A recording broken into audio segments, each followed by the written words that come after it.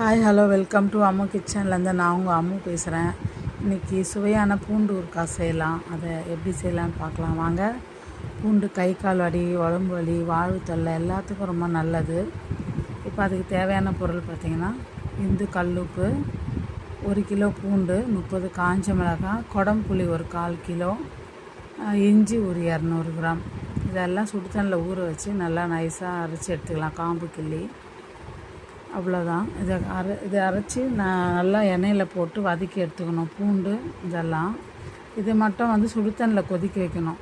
குடம்புளியும் காஞ்ச மிளகாவும் எல்லாம் சுடு தண்ணியில் கொதிக்க வச்சு நல்லா அதுக்கப்புறம் நம்ம நைஸாக அரைச்சி எடுத்துகிட்டு செய்ய ஆரம்பிச்சிடலாம். இதே நல்லெண்ணெய் எடுத்துருக்கேன் நான், 1/4 லிட்ரு இதே நல்லெண்ணெய்.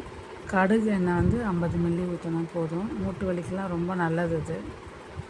இப்போ நல்லெண்ணெய் ஊற்றி நம்ம பூண்டு இஞ்சி போட்டு நல்லா வதக்கி எடுத்துக்கலாம். எப்படின்னா கண்ணாடி பதம், லைட்டாக, ரொம்ப கருக வேண்டாம், ஓரளவுக்கு இது பண்ணிக்கலாம். அதனால் 2 எண்ணெயும் ஊற்றி நல்லா இதை வறுத்து எடுத்துக்கலாம். மூட்டு வலி, கை கால் வலி, உடம்பு வலி எல்லா வலியும் சரியாக போயிடும். இயற்கையான இந்த பொருளுங்களை வச்சு பித்தம் இஞ்சி பார்த்திங்கன்னா பித்தத்துக்கெலாம் ரொம்ப நல்லது. தலை சுத்தல், மழக்கம் எல்லாத்துக்கும் நல்லது. பெருங்காயத்தூள் போட்டுக்கோங்க, ஒரு 25 கிராம். நல்லா போட்டு அதையும் கலந்து விடுங்க. அரைச்சதெல்லாம் போட்டு கடுகு 1/4 ஸ்பூன், வெந்தயம் 1/4 ஸ்பூன் வெறுங்கடாயில் வறுத்து அதையும் பவுட்ரு பண்ணி போட்டுக்கோங்க. ஊறுகாய்க்கு மெயின் இதை தான். ரொம்ப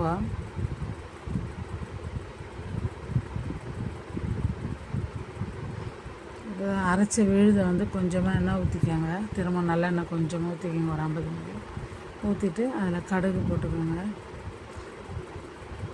கடுகு நல்லா பொரிஞ்சவொடனே இந்த அரைச்ச விழுதெல்லாம் அதில் போட்டு நல்லா மெதுவாக சிம்மில் வச்சுட்டு நல்லா பரட்டி எடுங்க. ஒரு அரை மணி நேரம், 3/4 மணி நேரம் ஆகும். கொஞ்சம் தண்ணியாக இருந்தால் லேட்டாக ஆகும். இது கெட்டியாக இருக்கிறதுனால கொஞ்சம் சீக்கிரமாக ரெடி ஆகிடும். அவ்வளோதான், நல்லா பரட்டியாச்சு. சுவையான பூண்டு ஊறுகாய் ரெடி. சாப்பிட்லாம் வாங்க.